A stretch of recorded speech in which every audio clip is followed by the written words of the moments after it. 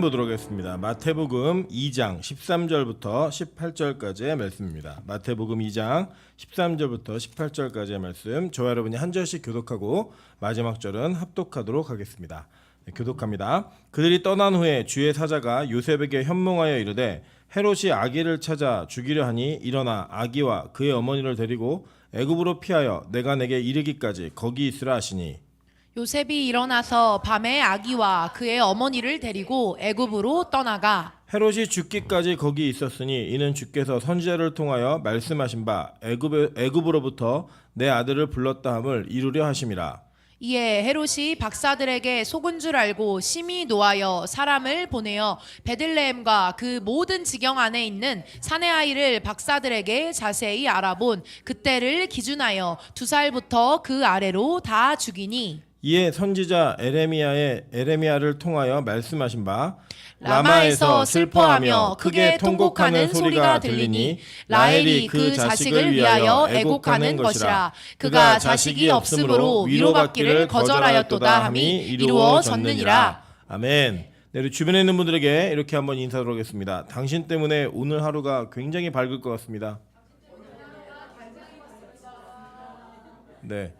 비가 와서 많이 우중충한 날씨가 있지만 함께 있는 분들 때문에 하루가 밝게 느껴지는 그런 은혜가 있는 주일 되시기를 주님의 이름으로 축원합니다.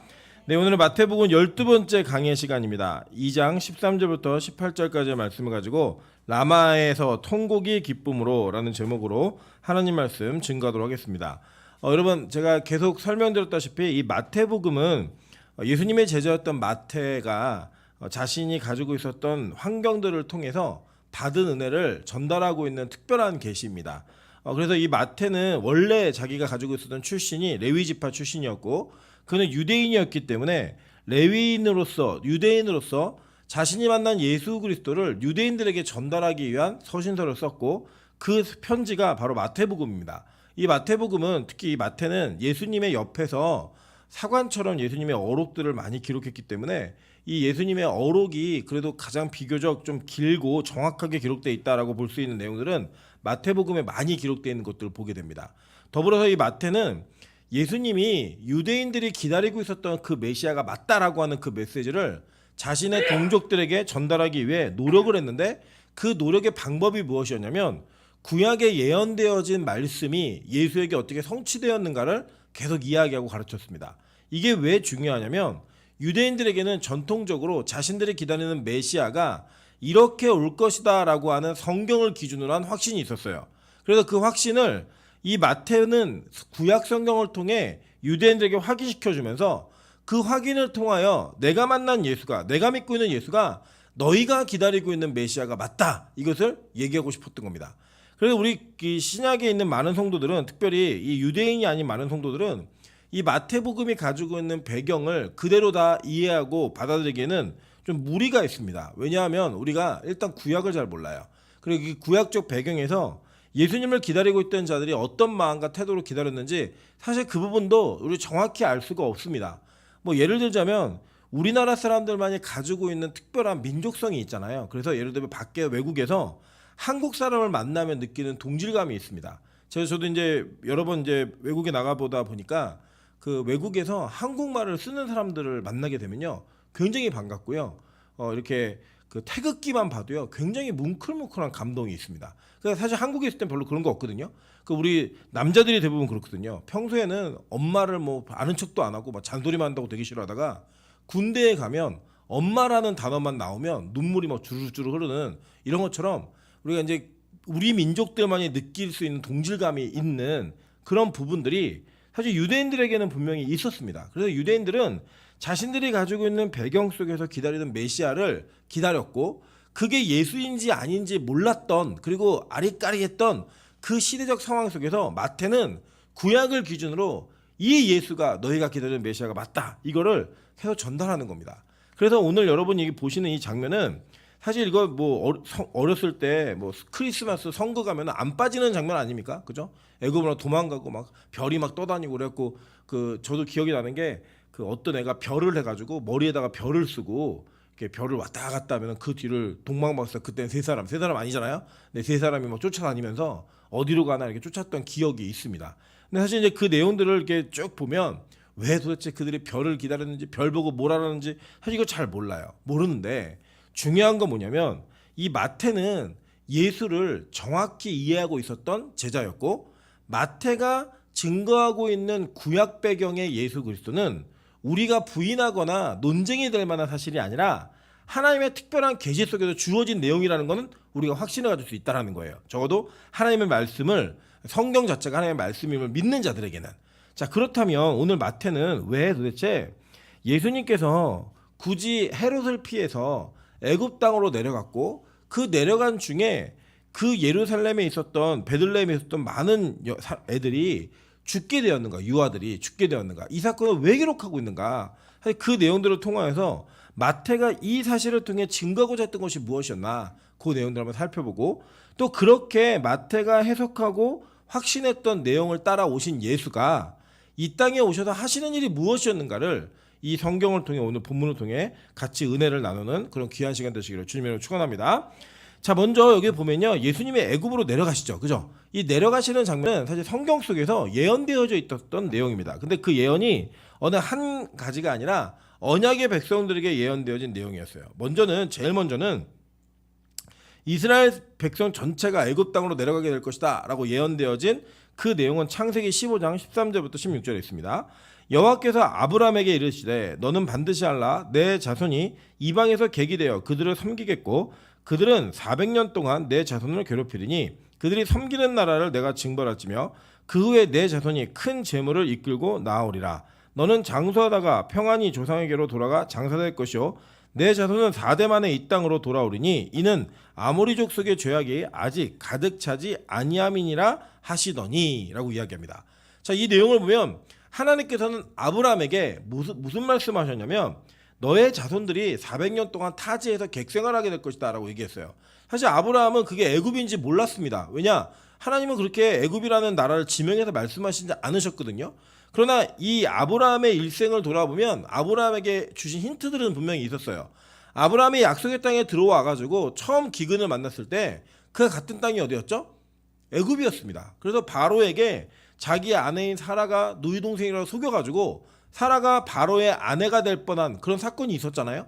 그런 사건을 통하여서 하나님은 그들이 내려갔다가 다시 하나님께서 불러 올리신다라고 하는 그 내용의 미니어처 같은 모형을 보여주셨어요. 잘 생각해 보세요. 아브라함이 내려가서 바로에게 자기 부인을 누이 동생을 속이고 시집을 갈 뻔했다가 갔잖아요. 일단 다시 돌아왔잖아요. 돌아온 다음에 그 사실을 알게 된 바로가 이 아브라함을 다시 내보낼 때 그냥 내보냈습니까? 아니죠. 예, 뭐 낙타, 뭐 나귀, 은, 금 많이 사람 종들까지 다 포함시켜서 다 같이 내보냈잖아요. 그죠? 근데 그 장면이 오늘 이 창세기 15장에 보면 하나님이 말씀하신 내용하고 비슷하죠. 그죠? 그 땅 가서 거기서 그들을 섬기게 될 것인데 그 나라에서 당한 괴로움 이후에 너희가 큰 재물을 가지고 나오게 될 것이다 라는 예언이 있었어요. 그러니까 성경은 어느 한 가지 사건을 이례적으로 이 사건을 딱 있는 것들로 끝내는 계시로 끝나는 것보다는 대부분의 사건들이 전체적으로 구약부터 신약까지 연결되어서 반복적으로 얘기하는 메시지가 너무 많다는 겁니다. 왜냐하면요, 여러분 이걸 기억하시면 돼요. 자, 구약에 있는 성도들은 뭘 믿고 구원받았죠? 예수를 믿고 구원받았어요. 그죠? 우리가 계속 확인해 왔던 거예요. 구약의 백성들은 예수를 믿고 구원받았고 신약에 있는 백성들은 뭘 믿고 구원받았죠? 예수를 믿고 구원받은 거예요. 앞으로 우리와 우리 다음 세대들은 뭘 믿고 구원받죠? 예수를 믿고 구원받는 거예요. 그러니까 전 역사의 통체적으로 전 역사를 통틀어서 예수로 인한 구원만이 시대가 변해도 변하지 않는 진리입니다. 믿으시죠? 그러니까 그 시대 속에서 하나님은 예수 그리스도가 어떻게 이 땅에 오실 것이며 그분이 어떤 사역을 하게 될 것이고 그 사역이 어떻게 우리에게 유효하게 드러나게 될 것인가를 반복적으로 계속 얘기하신 거예요. 그러면 지금 이 창세기를 읽었고 모든 걸 읽고 있는 그리고 이 창세기를 외우고 있는 유대인들에게 애굽으로부터 나오는 출애굽은 무엇을 상징했냐면 구원을 상징한 거예요. 그죠? 구원을 상징했다는 거예요. 그리고 그 애굽에 들어가고 그 애굽에 있었을 때 어떤 어려움을 당하고 힘든 일이 있다가 구원받는 내용이 이스라엘 역사 가운데 계속 반복되는 거예요. 그래서 그 아브라함이 애굽에 갔을 때 이 어려움이 있었어요, 없었어요? 있었잖아요. 그죠? 그것 가운데 하나님이 그를 구원해서 나오실 때 장면, 그리고 지금 말씀하신 이 예언과 실제로 이 유대인들이, 이스라엘 백성들이 애굽에서 출애굽을 할 때, 나올 때 뭘 갖고 나와요? 금은과 의복과 이런 것들을 구해서 가지고 나오잖아요. 그런 모든 것들이 반복되어지면서 하나님의 구원이 어떻게 이루어질지를 우리에게 예언하고 있는 겁니다. 그리고 그걸 그 시대에 믿었고 경험했던 자들에게 동일한 구원의 은혜가 주어지는 거예요. 그래서 이 내용은 이 이스라엘 백성들, 특별히 이 역사와 언약을 성취해가는 과정에 있었던 족장들에게 확실하게 약속되어진 내용이었어요. 그래서 더 이게 구체적이 됩니다. 한번 볼까요? 창세기 46장 1절부터 4절입니다. 이스라엘이 모든 소유를 이끌고 떠나 브엘세바에 이르러 그의 아버지 이삭의 하나님께 희생제사를 드리니 그 밤에 하나님이 이상 중에 이스라엘에게 나타나 이르시되 야곱아 야곱아 하시는지라. 야곱이 이르되 내가 여기 있나이다 하매 하나님이 이르시되 나는 하나님이라 내 아버지의 하나님이니 애굽으로 내려가기를 두려워하지 말라. 내가 거기서 너로 큰 민족을 이루게 하리라. 내가 너와 함께 애굽으로 내려가겠고 반드시 너를 인도하여 다시 올라올 것이며 요셉이 그의 손으로 내 눈을 감기리라 하셨더라 라고 얘기해요. 자, 이게 보니까 어떤 내용이냐면 하나님이 또 이 말씀을 누구에게 하셨냐면 이삭의 아들인 이스라엘, 즉 야곱에게 하신 내용이에요. 그러니까 야곱에게 이 말씀하신 그 내용들을 쭉 보니까 야곱은 원래 이스라엘 땅에 있다가 형 속이고 아버지 속에서 축복권을 강탈해내죠. 장자권과. 그래서 그 강탈해낸 것 때문에 약속의 땅이 아닌 외삼촌 라반이나 하란 땅에 가서 평생을 고생하다가 하나님이 너 다시 베델로 올라가. 그래도 온 사람이란 말이에요. 근데 이 온 사람이 지금 기근 때문에 배고파서 굶어 죽게 생겼는데 요셉이 내려오라 그래갖고 내려가는 도중에 이제 브엘세바가 어디냐면 그 가나안 땅과 애굽 땅의 경계선이에요. 그 경계선에는 마지막 도시예요. 왜 우리도 이제 운전하고 가시다 보면은 마지막 주유소 이렇게 있잖아요. 아니, 마지막 뭐 휴게소 이렇게 있는 것처럼 그 마지막에 들릴 수 있는 도시였단 말이에요. 그 도시에서 이 야곱에게 있었던 두려움은 뭐였냐면 내가 이 약속의 땅을 떠나도 될까? 우리 아버지가 떠나지 말라 했는데, 왜냐면 할아버지도 아버지도 애굽에 내려갔다가 다시 올라온 경험들이 있거든요. 그러니까 이 야곱에게는 그 두려움이 있었어요, 없었어요? 있었죠. 자기도 그런 경험을 했고 심지어 지금도 또 내려가야 되는 상황이 되니까. 그래서 안 묻던 야곱이 하나님께 예배를 드리는 거예요. 예배를 드리면서 하나님께 물었더니 하나님이 그 밤에 나타나셔서 말씀해 주시는 겁니다. 내려가, 걱정하지 마. 너 반드시 내가 다시 불러 올릴 거야 라고 얘기하면서 이 야곱의 이름이 뭘로 변하죠? 나중에 이스라엘로 변하죠. 그러니까 이 이스라엘 민족이 야곱의 일생을 따라 움직이게 될 것을 하나님은 이미 예언하신 거예요. 그러니까 이 이스라엘은 애굽에 내려갔다가 거기서 큰 민족을 이루고 많은 보물과 보화를 가지고 나오는 대표로서 이미 창세기의 예언의 주인공이 된 그 사건을 우리가 보고 있는 거예요. 실제로 그런 일이 벌어져서 그렇게 구원이 이루어지는 장면을 보여주는 겁니다. 자, 그런데 유대인들에게 그러한 애굽 땅에서 실제로 민족을 구원해서 데리고 올라온 사람이 누구였어요? 네? 모세였잖아요. 모세. 이 모세가 이스라엘 백성들을 10가지 재앙을 통해서 바로를 굴복시키고 데리고 올라온 사람이었단 말이에요. 그래서 이 유대인들에게는 모세라고 하는 인물은 지금도 모세 율법, 그들이 율법을 가지고 있는 율법 체계에 가장 중심이 되는 그 성경은 모세 오경입니다. 그래서 이 모세 오경이 모세가 쓴 책으로서 그 율법의 근간을 이루고 있고 야곱, 즉 이스라엘만큼이나 중요한 인물로서 여겨지고 있단 말이에요. 그런데 이 모세가 예언을 남겼는데 어떤 예언을 남겼느냐? 신명기 18장 15절부터 18절, 21절부터 22절 보겠습니다. 내 하나님 여호와께서 너희 가운데 내 형제 중에서 너를 위하여 나와 같은 선지자 하나를 일으키시리니 너희는 그의 말을 들을지니라.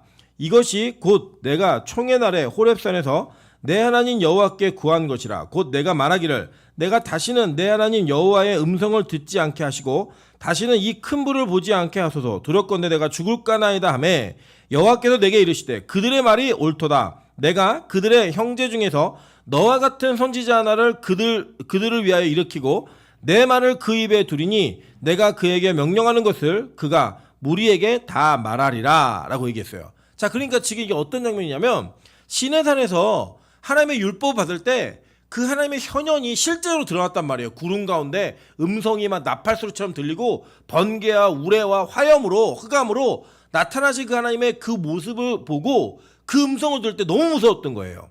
예. 근데 그 저희 둘째가 진짜 겁이 많이 없는데 얘가 제일 무서워하는 게 기가진이에요. 기가진이 왜 무섭냐면 이게 사람은 안 보이는데 사람 목소리가 나오는 게 그렇게 무섭나 봐요. 기가진이 뭐 TV 보여줘, TV가 뭐 말하거든. 얘가 뭐 지금은 뭐 어쩌죠 음성으로 말하는 게 너무 무서운 것 같아요. 그래갖고 그 얘기만 나오면 기가진이가 잘해 그러면 바로 엎드려 잡니다. 예. 너무 무서워가지고 그 두려움은 뭐냐면 보이지 않는 안 보여야만 되는 그 형체가 그들에게는 위험 있게 나타나면서 자신들이 이전에 듣지 못했던 그 음성으로 막 들리니까 너무 무서웠던 거예요. 그래서 그들이 요구한 게 뭐냐면 하나님이 우리에게 직접 말씀하시지 못하게 좀 해달라. 그리고 모세 네가 대신 하나님하고 이렇게 대화 나눠서 그거 전달해주면 우리가 그 하나님 말씀을 받을게. 이렇게 얘기했던 기억이 있는 거예요. 이 율법을 알고 있는 모든 사람들 속에는. 그런데 모세가 그걸 얘기하면서 뭐라고 얘기했냐면 신명기, 지금 여기 신명기잖아요. 신명기는 모세가 죽기 전에 마지막 설교예요. 이 죽기 전에 마지막 설교를 하면서 앞으로 하나님께서 나와 같은 선지자를 너희 중에 일으키셔서 하나님의 뜻을 너희에게 전달하고 너희를 하나님께 전달시키는 그런 일을 하는 선지자가 있을 거다라고 예언했단 말이에요. 그 예언이 마치 우리가 뭐 이렇게 유명한 이렇게 무협지나 뭐 이런 거 보면은 뭐 몇백 년 만에 뭐가 나올 거다 막 이렇게 얘기하는 거 있잖아요. 그런 것처럼 유대인들에게 전승으로 계속 내려오면서 모세와 같은 선지자가 언제 오는가 이거를 기다리는 게 메시아 사상의 가장 기본적 태도였어요. 그러니까 그들은 모세와 같은 선지자를 기다렸던 거예요. 그러니까 지금 이 애굽에 내려가는 것이 예언되어져 있고 그 애굽으로부터 모세가 그들을 건졌던 역사적 사실이 있잖아요. 그 사실을 근간으로 해서 그들은 지금도 누군가 모세 같은 선지자가 되어서 자신들을 이 상황으로부터 구원할 리더가 와서 백성들을 구할 것이다 라는 확신을 가지고 이 모세와 같은 선지자를 기다린 거예요. 그게 유대인들의 메시아 사상이었어요. 그러니까 이 마태는 야 너희가 모세처럼 기다리고 있는 그 선지자가 바로 이 예수야 이걸 소개하기 위해서 지금 이걸 쓰면서 모세와 같은 상황을 똑같이 경험하신 그 예수의 이야기를 그대로 기록하고 있는 겁니다. 자, 이해되시죠? 그러니까 보인 거예요. 이 마태에게는. 아, 이 사건은 모세의 사건과 동일한 사건이구나. 그리고 이 예수 그리스도를 소개하기 위해서 그가 이 예수에 대한 이야기를 이렇게 기록하기 시작합니다. 왜냐하면요. 이 신명기 18장 21절 22절 보면 이렇게 얘기합니다. 내가 마음속으로 이르기를 그 말이 여호와께서 이르신 말씀인지 우리가 어떻게 알리오 하리라. 이게 뭐냐면 선지자가 일으켜지면 그 선지자가 진짜 하나님이 보낸 사람인지 아닌지 우리가 어떻게 알까. 이렇게 했을 때 뭐라고 얘기냐면 그 뒤에 보니까 만약에 선지자가 있어 여호와의 이름으로 말한 일이 증언도 없고 성취함도 없으면 이는 여호와께서 말씀하신 것이 아니요 그 선지자가 제 마음대로 한 말이니 너는 그를 두려워하지 말지니라 라고 얘기합니다. 그러니까 거짓 선지자가 있으니까 이 거짓과 참을 구분해낼 수 있는 기준이 있는데 그 말에는 증언이 있어야 되고 성취함이 있어야 된다는 거예요. 그게 있으면 진짜 선지자 모세와 같은, 그게 없으면 다 가짜라는 거예요. 그러니까 마태는 이 전체적인 복음서를 기록하면서 이 안에 예수님의 기록을 계속 써내려가는 거고, 그 써내려가는 과정 속에 뭘 쓰는 거냐면 증거가 되는 경험들을 계속 써내려가는 것과 또 하나 성취함, 그러니까 말한 것의 성취함과 구약이 그에게 어떻게 이루어졌는지를 기록하는 거예요. 그러니까 구약 성경과 이 마태복음은 연결이 있다 없다? 너무 긴밀하게 있는 거죠. 그거를 이 마태는 주 목적으로 하고 이걸 내용을 기록한 거예요. 그러니까 오늘 보시면 이 예수님이 아기로 태어나서 있을 때 이제 좀 잘한 거죠. 여러분 보셨겠지만 이 제일 먼저 예수님을 찬양하고 예수님께 경배했던 사람들이 누구였어요? 에? 잘 기억하세요. 이건 모든 교회가 많이 틀리는 내용이에요. 목동들이 제일 먼저 했잖아요. 목동들이 하고 그리고 약 2년 뒤에 동방박사가 온 거예요. 예. 근데 우리는 보통 그 성극하면은 목동과 동방박사가 같이 경배를 해요, 많이. 근데 그게 아니라 약 텀이 있어요. 2년 정도. 그리고 나서 이제 이 동방박사가 돌아갈 때 하나님이 야 너희들 헤롯에게 가지 마. 그래서 헤롯에게 안 갔어요. 그러니까 이 헤롯이 속은 줄 알고 열이 받아가지고 동방박사가 그때 뭐라고 얘기했지? 막 다 추적해갖고 그래 2년 전에 태어난 그 예수를 경배하러 왔다 그랬어. 2년 전에 태어난 왕을. 그래서 계산을 해갖고 두사리아를 다 죽이는 거예요. 두사리아를. 여러분들 이 두사리아를 죽이는 그 장면이 실제로 이 출애굽에 이제 계속 반복되고 있고요. 이렇게 하나님이 굳이 이 과정을 통하여 왜 예수님을 애굽으로 도피시켰는가? 요걸 좀 보자는 거예요. 자, 먼저 볼게요. 성경을. 호세아 11장 1절 한번 보도록 하겠습니다. 이스라엘이 어렸을 때 내가 사랑하여 내 아들을 애굽에서 불러냈거늘. 이렇게 얘기해요. 그죠? 그러니까 호세아 선지자를 통하여 말씀하신 내용의 예언이 뭐냐면 내가 이스라엘이 어렸을 때 사랑해가지고 그들을 애굽에서 불러내었다. 출애굽 사건을 얘기하면서 하나님의 아들을 그렇게 불러냈다고 얘기하고 있는 거예요. 그래서 볼까요? 출애굽기 4장 22절 23절입니다. 너는 바로에게 이르기를 여호와의 말씀에 이스라엘은 내 아들 내 장자라. 내가 내게 이르기를 내 아들을 보내주어 나를 섬기게 하라 하여도 내가 보내주기를 거절하니 내가 내 아들 내 장자를 죽이리라 하셨다 하라 하시니라 라고 얘기합니다. 이게 모세한테 하나님 말씀하시면서 바로에게 가가지고 내 아들 내 장자 내보내라 그래. 그리고 안 보낼 거야 분명히. 그래서 내가 그 바로의 장자를 죽일 거다. 이걸 미리 예언하신 거예요. 그 말씀이 다 성취된 거 우리 경험했죠. 그죠? 배우고 있으니까 출애굽기도. 그런 내용들의 예언을 통하여 하나님은 자신의 아들을 애굽으로부터 불러낸다라고 하는 그 비유적 표현을 통해 실제적 관계를 이루셨다는 거예요. 하나님의 자녀와 부모와의 관계를. 여러분 계속 볼게요. 누가복음 9장 31절 보면요. 이게 뭐냐면 잘 보세요.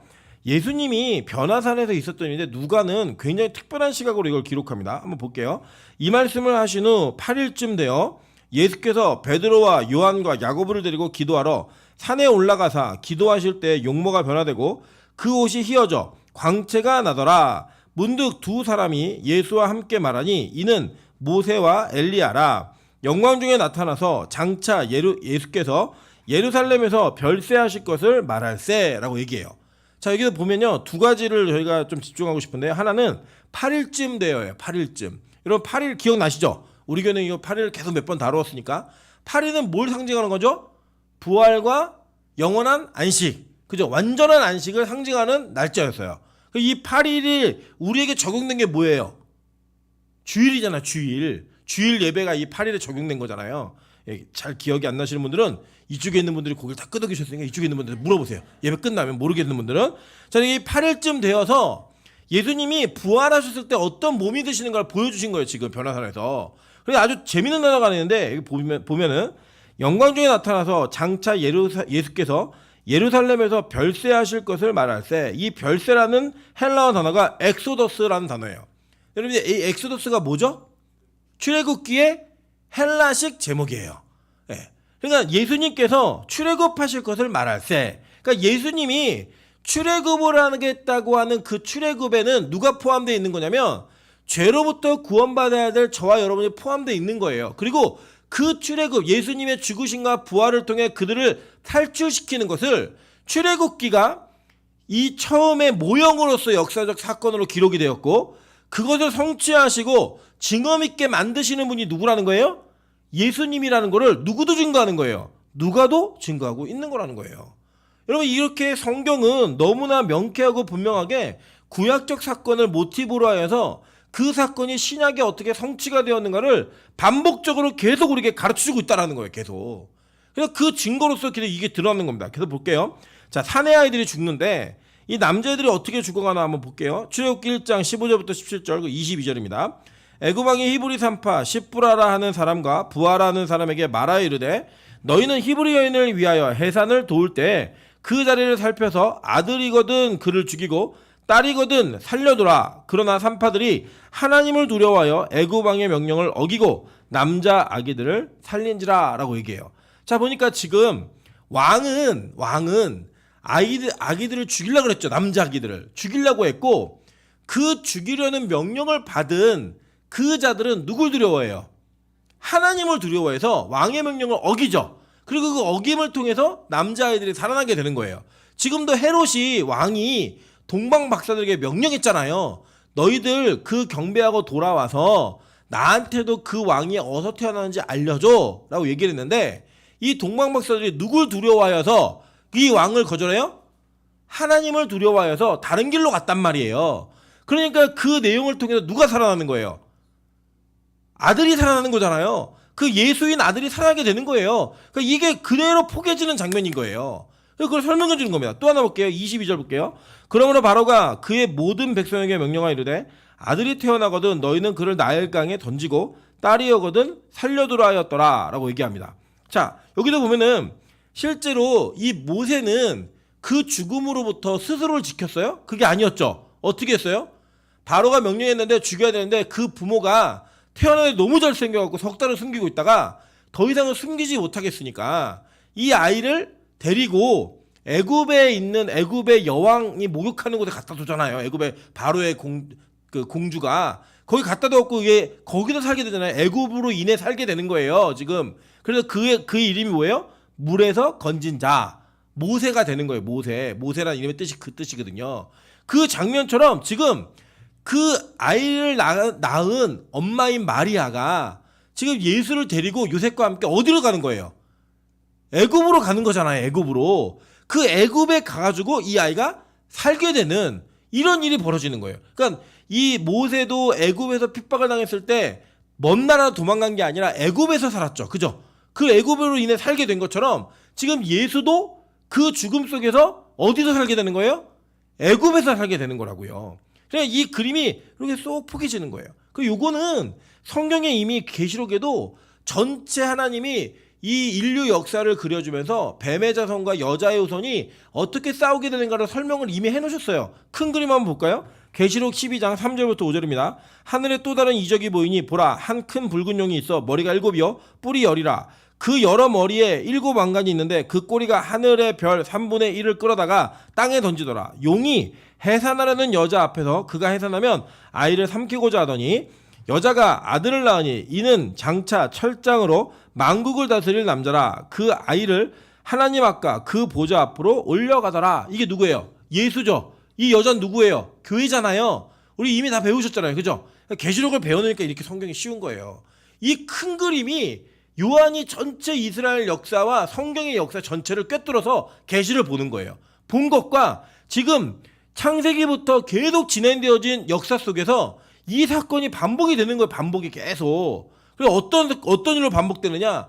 이 뱀의 후손들은 여자의 후손이 태어나지 못하게 낳기만 하면 죽이려고. 그래서 뭐예요? 막 강물을 토해내죠. 물을 토해내고 그 물에서부터 하나님이 땅을 벌려서 물을 다 거기 빠지게 해가지고 그 아이를 건지잖아요. 그러니까 이 물에서 건진 자가 되는 거예요. 그리고 모세가 건진받은 거, 그리고 우리가 세례로 건진받게 되는 거, 이 모든 일들이 다 하나님의 그 커다란 계시 속에 담겨져 있는 에피소드들이고 연결돼가지고 이게 큰 그림이 이렇게 성취가 되는 거구나. 그걸 볼 수 있다라는 거예요. 그리고 실제로 보세요. 출애굽기 2장 9절 보면 바로의 딸이 그에게 이르되 이 아기를 데려다가 나를 위하여 젖을 먹이라. 내가 그 삭슬 주리라. 여인이 아기를 데려다가 젖을 먹이더니 그 아기가 자라매 바로의 딸에게로 데려가니 그가 그의 아들이 되니라. 그가 그의 이름을 모세라 하여 이르되 이는 내가 그를 물에서 건져내었음이라 하였더라 라고 얘기하는 겁니다.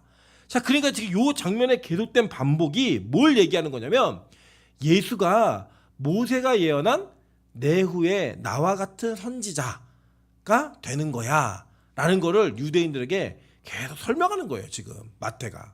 이걸 볼 때 이 구약의 역사를 알고 있는 사람들은 놀라는 거죠. 이게 이제 뭐 이렇게 포개지네? 이런 일이네? 이거 대단한 사건이네? 이렇게 알게 되어지는 깨달음이 그에게 드러나는 거예요. 여러분, 저는 우리 빛과소금도 이 감격이 있다고 생각합니다. 왜냐하면 우리는 출애굽기를 배우고 있잖아요. 지금 출애굽기를 배우면서 이 마태를 보니까 예전에 보던 마태하고는 전혀 다르게 보이는 은혜가 있다라는 거예요. 이번에 제가 의도한 건 아닌데 희한하게 이 출애굽기의 강해 부분과 마태복음의 강해 부분이 너무 이렇게 비슷하게 흘러가는 부분들이 있어가지고요. 2부 때도 마태복음 얘기가 되게 많이 나와요.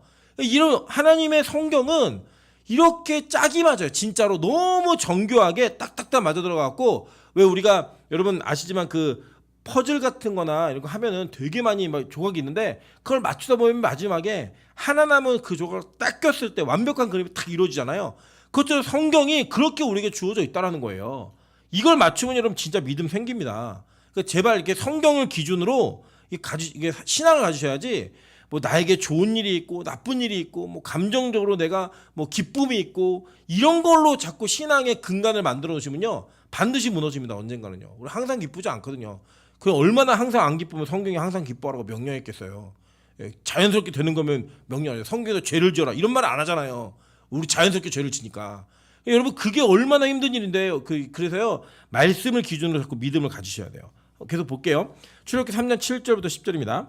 여호와께서 이르시되 내가 애굽에 있는 내 백성의 고통을 분명히 보고 그들이 그들의 감독자로 말미암아 부르짖음을 듣고 그 근심을 알고 내가 내려가서 그들을 애굽인의 손에서 건져내고 그들을 그 땅에서 인도하여 아름답고 광대한 땅 적과 꿀이 흐르는 곧 가나안 족속, 헷 족속, 아모리 족속, 브리스 족속, 히위 족속, 여부스 족속의 지방에 데려가라 하노라. 이제 가라. 이스라엘 자손의 부르짖음이 내게 달하고 애굽 사람이 그들을 괴롭히는 학대도 내가 보았으니 이제 내가 너를 바로에게 보내어 너에게 내 백성 이스라엘 자손을 애굽에서 인도하여 내게 하리라 라고 얘기했어요. 이게 모세가 받은 명령이라고요. 그러니까 이 명령처럼 지금 예수가 어떤 분이라고 얘기하는 거냐면 너희를 너희 죄에서 구원할 자라고 설명해주고 있는 거예요. 그래서 그의 이름을 임마누엘이라고 소개하잖아요. 그죠? 임마누엘이라고 소개하고 그러니까 하나님의 이름 예수 그리스도의 이름을 소개할 때 예수라고도 소개하고 임마누엘이라고도 소개하면서 이 예언이 그에게 이루어지고 있다라고 얘기하는 거예요. 지금. 그래서 그 사건이 벌어지는 겁니다. 그래서 잘 보세요. 헤롯이 뭘 했냐면 여러분 다 읽으신 것처럼 헤롯이 2살부터 그 아래로 다 죽여버렸습니다. 네, 다 죽였어요. 그러니까 이 뱀의 후손들은 여자의 후손이 태어나지 못하게 하려고 난리를 피는 거예요. 난리를. 물론 이제 그 당시에 이제 역사적인 내용도 다 이렇게 기준해 보면 이 헤롯은 자신이 통치하고 있는 이 예루살렘 지역을 로마처럼 만들고 싶어 했어요. 로마처럼. 그래가지고 건축도 많이 하고 막 로만 양식으로 굉장히 많은 것들을 이루어갔는데 갑자기 여기서 유대인의 왕이 태어났다고 얘기하니까 두 가지가 겁난 거예요. 하나는 자기 자리를 지키는 것과 또 한 가지는 로마에게 반역이 되면 안 되지. 요거예요. 그래가지고 요것 때문에 그 죽이는 일들을 하는 정치적인 결단을 하지만 영적으로 봤을 때는 악한 마귀가 시대적 상황들과 시대적 인물들을 사용하여서 하나님의 백성들을 죽이고 교회를 말살시키는 일에 최선을 다하는 거예요. 그래서 여러분 적그리스도는요 어떤 한 사람의 대상이 아니라요 계시록에 우리 살펴본 것처럼 그 정치적 이념일 수도 있고요 어떤 기관일 수도 있고 어떤 개인일 수도 있고 어떤 사상일 수도 있어요. 어떤 사상이냐 교회를 말살하고자 하는 교회를 무너뜨리고자 하는 그런 모든 사상 시대적 흐름이 다 있다는 거예요. 어느 역사 가운데든. 지금 없을까요? 지금 왜 없어요? 있죠. 여러분 지금도요 어떤 정치적 색깔이 뚜렷한 게시판들로 들어가 보시면요 특정한 정당을 지지하는 사람들이 교회를 말살시키고자 하는 노력들이 있습니다. 거기 가면 대부분 아이들이 뭐 개독은 정신병 이게 아이디어 자기 글을 쓰는데 다 그런 내용들이에요. 교회 다니는 사람들이 얼마나 나약하고 정신 분석학 쪽으로 굉장히 어렵고 힘든 사람들인지 이런 거 다 얘기하고 다녀요. 그게 뭐냐? 교회를 말살시키고자 하는 노력이에요. 교회 이미지가 왜 자꾸 안 좋아지죠? 교회 이미지가 왜 자꾸 이렇게 망가지고 있죠? 여러분 물론 저는 교회가 잘못하는 일도 참 많다고 생각합니다. 그러나 교회의 잘못만 있을까요? 여러분 보면요 불교도 천주교도 교회도 다 또 동일한 잘못이 있습니다. 사람이 모이는 곳에는 다 죄인들의 모임이기 때문에 동일한 이런 허물들이 있어요. 그런데 왜 교회가 잘못하면 그게 막 부각이 될까요? 교회가 그런 일들을 행하게 되면 왜 그런 일이 자꾸 벌어지는지 그 시대 정신을 보시면 돼요. 그냥 이 시대는 교회를 미워하게 돼 있어요. 그래서 교회가 어디 가든 환영받을 거라고 생각은 하지 마셔야 됩니다. 그리고 솔직히 말씀드리면 어디를 가도 환영받는 교회는 진짜 교회가 아닐 가능성이 커요. 예수님 말씀하셨거든요. 너희가 내 제자가 되고 나를 사랑하면 세상이 너희를 미워할 거야. 근데 이상하게 여기지 마. 왜냐? 세상은 나를 먼저 미워했어. 나를 미워했기 때문에 너희를 미워하는 건 너무 당연한 일이야. 이렇게 얘기하는 거예요.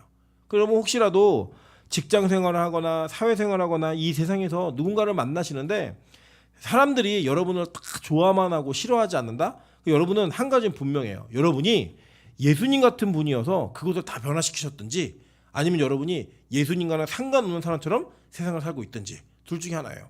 그거 아니면요 세상과 분쟁이 없을 수 없어요. 충돌이 없을 수 없다고요.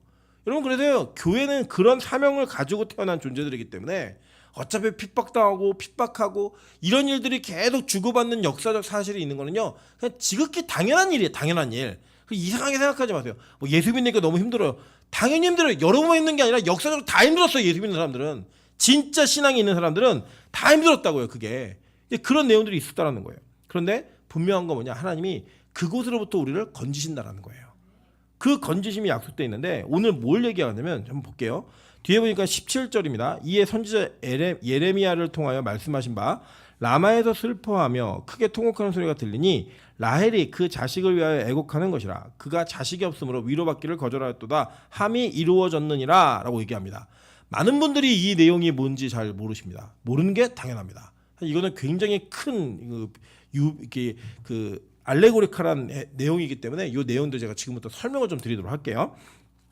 자, 먼저 라마라고 이렇게 하는 곳에 대한 근거, 그리고 이 라마와 라헬의 관계가 무슨 관계인지 그거 한번 좀 보도록 하겠습니다. 제가 지도 하나를 실어드렸는데 이게 간지가 오늘 지도가 좀 흐리게 나왔습니다. 흐리멍텅하게 나왔는데 앵크가 좀 모자란 것 같아요.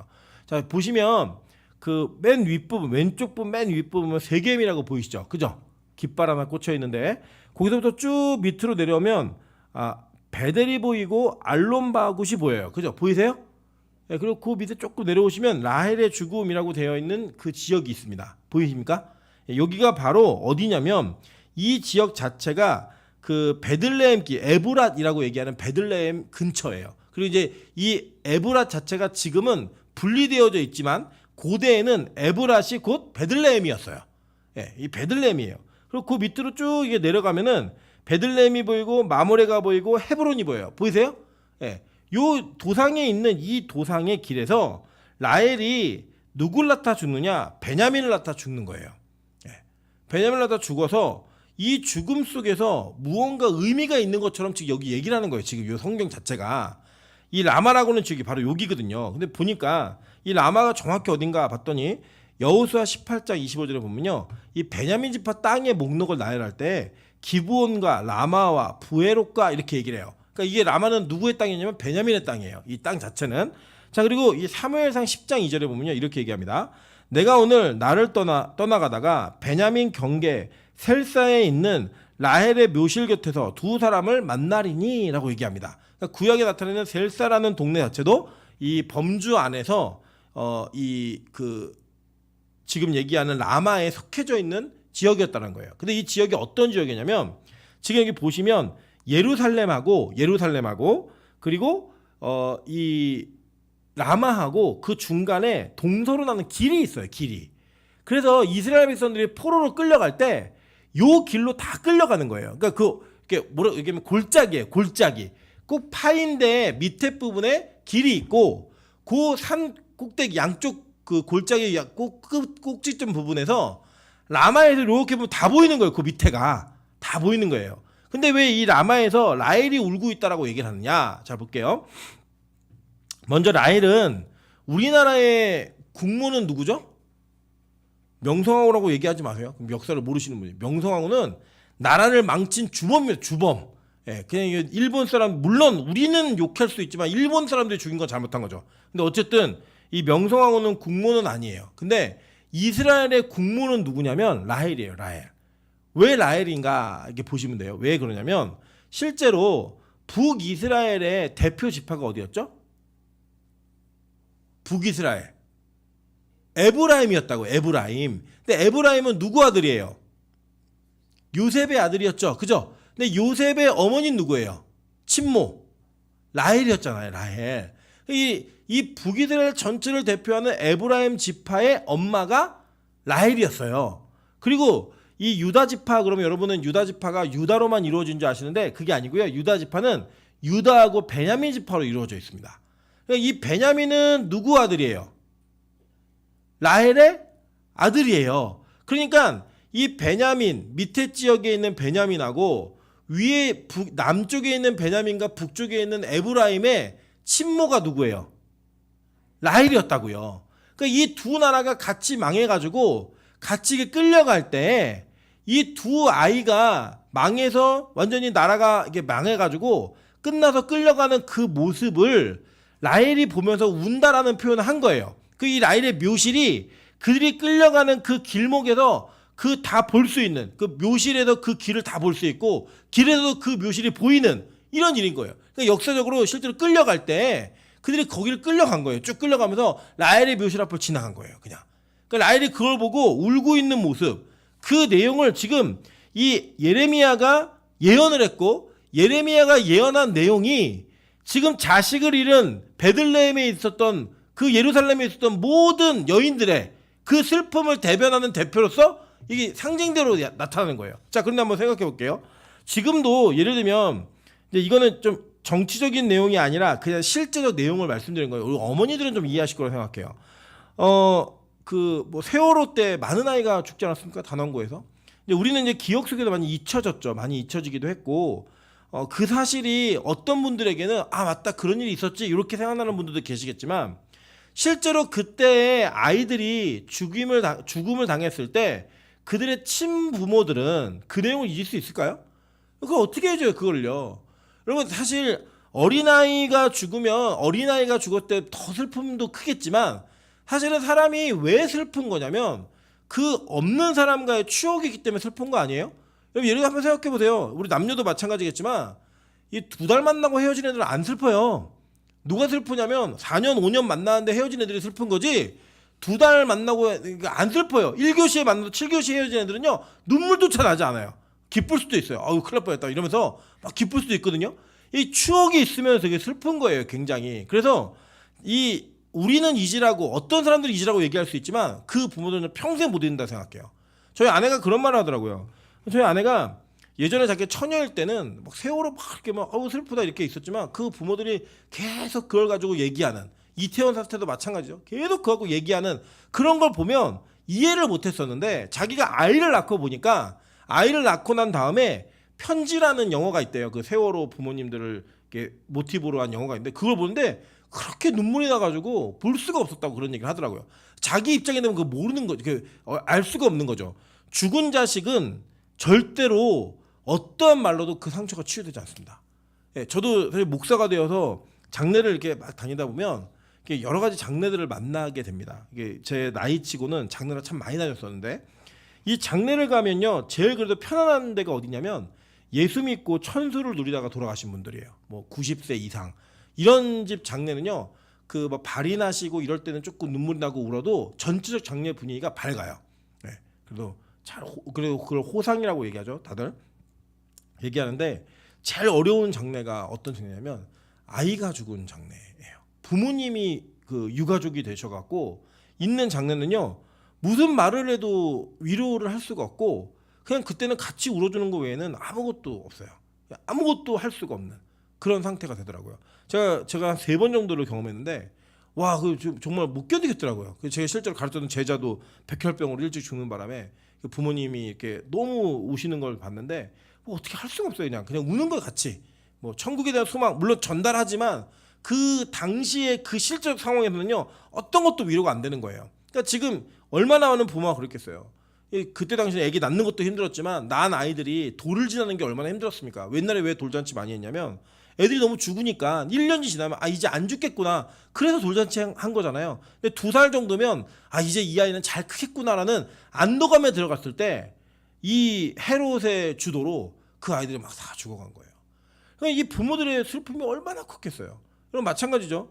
이 라헬이 자기가 낳은 아들들이 이룬 그 나라가 조기 새끼처럼 깨어가지고 포로로 끌려갈 때 나라가 완전히 망해서 무너질 때 이 천국에서 라헬이 그걸 보면서 얼마나 그 마음의 아픔이 있을까요? 물론 천국은 그 슬픔이 있는 곳은 아니지만 이 라헬이 그걸 표현하는 거예요. 지금 요런 내용을 그런 감정이었다. 그래서 죽은 자식은 어떤 것들로 위로가 안 돼요. 그 방법은 딱 하나 있어요. 뭐냐? 그 자식이 다시 살면 돼요. 죽은 자식이 살아 돌아오면 돼요. 그것만큼 기쁨이 있어요. 여러분 이런 예가 성경에 있어요. 어떤 예가 있냐면 잘 보시면 물론 진짜로 죽은 아이가 살아난 것도 있지만 야곱이 아들을 잃었죠. 근데 야곱은 그 아들을 잃었을 때 어떻게 잃었는 줄 알았냐면 형들이 죽었다고 거짓으로 꾸몄다고요.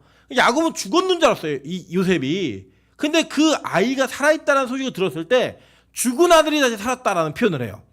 그리고 실제로 예수님도 그리고 선지자들도 죽은 아이들을 살리는 그 사역을 통하여서 부모가 낙심해 있을 때 그 낙심한 부모에게 소망을 줬던 일이 있다고요.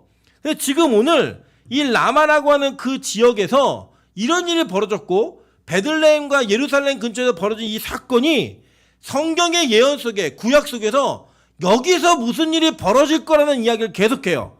여기 누가 죽냐면 라헬의 에나타 죽거든요. 그 라헬의 죽음으로 누군가가 소망을 되찾는 그 이야기를 성경은 예언하고 있는 거예요. 계속 볼까요? 한번 볼게요. 룻기 한번 보겠습니다. 룻기 4장 10절부터 13절이에요. 또 말론의 아내 모압 여인 룻을 사서 나의 아내로 맞이하고 그 죽은 자의 기업을 그의 이름으로 세워 그의 이름이 그의 형제 중과 그곳 성문에서 끊어지지 않게 하려 하며 너희가 오늘 증인이 되었느니라 하니 성문에 있는 모든 백성과 장로들이 이르되 우리가 증인이 되나니 여호와께서 내 집에 들어가는 여인으로 이스라엘의 집을 세운 라헬과 레아 두 사람 같게 하시고 내가 에브라에서 유력하고 베들레헴에서 유명하게 하시기를 원하며. 자, 에브라, 베들레헴 이거는 어디예요? 누구랑 연관되는 거예요? 라헬이에요, 레아예요? 라헬이잖아요. 라헬이 죽었잖아요. 여기서 에나타가, 베냐민 나타가. 그러니까 말은 라헬과 레아를 얘기했지만 실제로는 레아가 형이에요. 레아가 정실 부인이라고요. 그래서 레아, 라헬 이렇게 얘기해야 맞는데 이 룻기의 예언을 보면요, 요거 순서를 바꿨어요. 동생을 앞에다 놨어요. 정실 부인도 아닌데 첫 번째 부인은 레아라고요. 그리고 여기 앞에다 놓고 그 뒤에다가 붙이는 지명이 뭐였어요? 에브랏, 베들레헴. 여기 뭐였어요? 아까 라헬이 에나타 죽은 곳, 여기를 얘기하는 거예요. 여기에서 유명하게 하시기를 원하며 여호와께서 이 젊은 여자를 말미암아 내게 상속자를 주사 내 집이 다말이 유다에게서 낳아준 베레스의 집과 같게 하시기를 원하노라 하니라. 이에 보아스가 룻을 맞이하여 아내로 삼고 그에게 들어갔더니 여호와께서 그에게 임신하게 하심으로 그가 아들을 낳은지라 라고 얘기해요. 자, 여기 보면은 레아를 왜 안 뺐냐면 이 지파는 누구 지파예요? 누구의 족보예요? 지금 여기 있는데 족보 설명하는 이 내용은 누구에 대한 족보를 설명하기 위해서 얘기하는 거예요? 다윗이잖아요. 다윗. 룻기니까 다윗에 대한 얘기를 하는데 이 다윗은 누구의 자손이에요? 12지파 중에 유다 자손이잖아요. 유다 엄마는 누구예요? 레아잖아요. 그러니까 이 레아에 대한 이야기를 하는 거예요. 혈통으로는. 그런데 거기에 지명인 에브랏, 베들레헴 이건 누구 거예요? 라헬 거잖아요. 그러니까 라헬이 레아하고 같이 언급되는 이유가 뭐냐면 유다 지파가 아까 누구랑 누구로 구성되어 있다고 그랬어요? 남유다가 유다 지파하고 베냐민으로 구성되어 있다고 그랬잖아요. 그 내용을 지금 룻기가 미리 예언해주고 있는 거예요.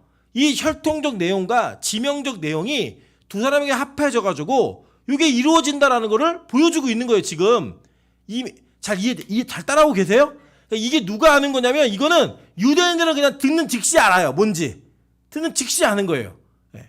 예를 들면 뭐 경주 이씨 뭐 그런 있잖아요. 전주 이씨 뭐 이런 거면 자기들 집안에 뭐 그 있잖아요. 그런 걸 갖고 있는 것처럼 그 지파가 어떻게 이루어졌고 나라가 어떻게 이루어졌고 이게 다 구성이 되어 있으니까 이게 딱딱딱딱 다 이해가 되는 거예요. 그러면서 요 과정을 통해서 하나님께서 죽은 사람들을 다시 살리시는, 죽은 아들들을 돌아오게 만드는, 포로로 끌려갔던 애들 돌아오고 죄의 포로가 됐던 자들이 다시 사망이잖아요. 죄의 그 포로로 끌려간 자들은 거기서도 건진받는 일들, 이걸 얘기하는 거예요. 그래서 에레미야 31장 15절부터 17절에 보면 그 얘기 나오는 겁니다. 나 여호와가 말하노라 라마에서 슬퍼하며 통곡하는 소리가 들리니 라헬이 그 자식을 위하여 애곡하는 것이라. 그가 자식이 없으므로 위로받기를 거절하는도다.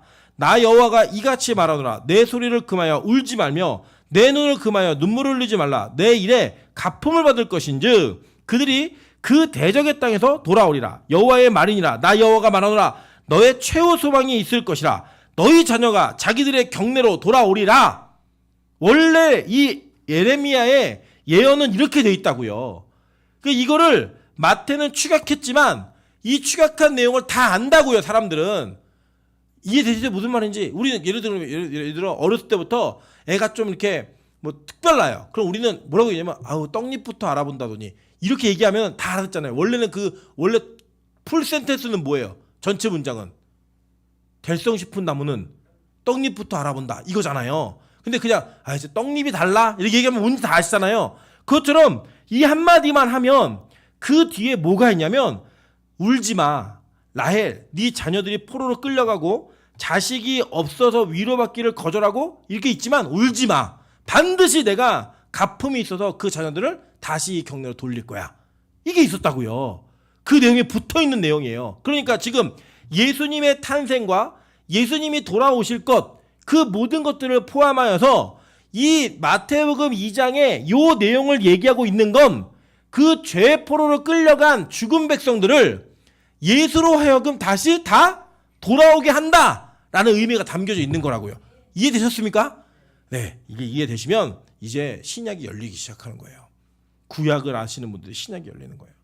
그래서요, 이 헤롯의 죽임과 헤롯의 그 공격을 시편 기자가 예수님을 근거로 한 메시지 속에서 비웃는 거예요. 읽어볼까요? 시편 2편 1절부터 12절입니다. 어찌하여 이방 나라들이 분노하며 민족들이 헛된 일을 꾸미는가? 세상의 군왕들이 나서며 관원들이 서로 꾀하여 여호와와 그의 기름 부음 받은 자를 대적하며 우리가 그들의 맨 것을 끊고 그의 결박을 벗어버리자 하는도다. 하늘에 계신 이가 웃으시며 주께서 그들을 비웃으시리로다. 그때 분을 바라며 진노하사 그들을 놀라게 하여 이르시기를 내가 나의 왕을 내 거룩한 산 시온에 세웠다 하시리로다. 내가 여호와의 명령을 전하노라. 여호와께서 내게 이르시되 너는 내 아들이라. 오늘 내가 너를 낳았도다. 내게 구하라. 내가 이방 나라를 내 유업으로 주리니 내 소유가 땅 끝까지 이르리로다. 내가 철장으로 그들을 깨뜨리며 질그릇같이 부수리라 하시도다. 그런즉 군왕들아 너희는 지혜를 얻으며 세상의 재판관들아 너희는 교훈을 받을지어다.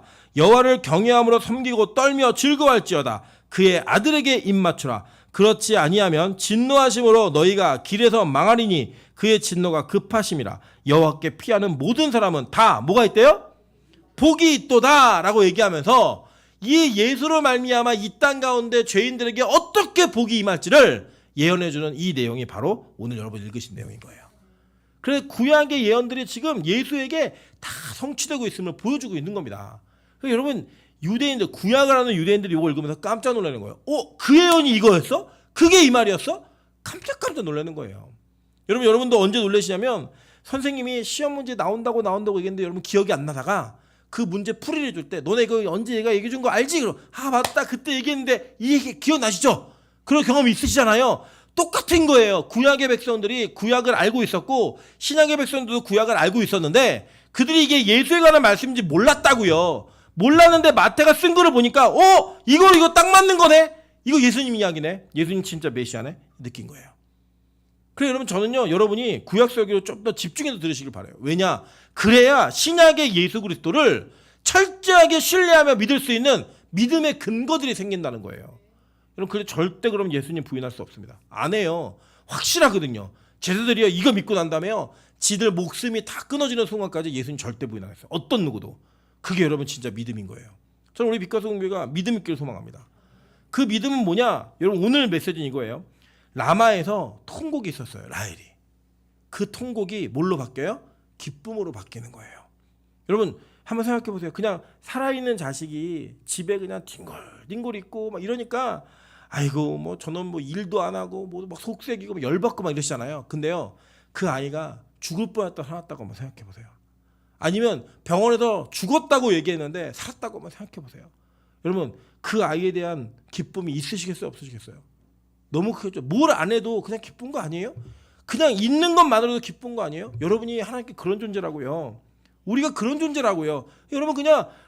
여러분이 뭘 대단하게 뭘 해가지고 하나님 이뻐하시는 거 아니에요. 한다고도 예뻐하시는 것도 아니에요.